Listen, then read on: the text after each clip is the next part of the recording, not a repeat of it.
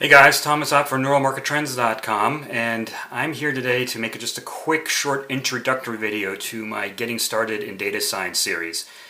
Just so you know, if you go on YouTube, I'm not going to be the only one out there talking about this, but I'm not going to be hawking a Coursera or some other training program, and I'm not going to talk about on how awesome data science is and how much it's going to pay and you're going to become a millionaire and all that type of stuff. I'm going to talk to you a little bit about my personal experiences and how I made the jump into data science from engineering.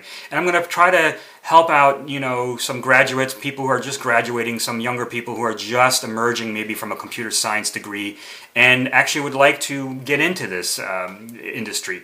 And then I also want to make a couple of videos on people who were like me, who were managers and who were being deluged by data, and we're trying to figure out how they can actually do more cool stuff with data than just using linear regression and that type of thing. So I'm not going to hawk a Python or an R training course, and I'm not going to do any of that. I'm just going to share with you just some things that I've learned over the years that hopefully will be helpful to you, and go from there.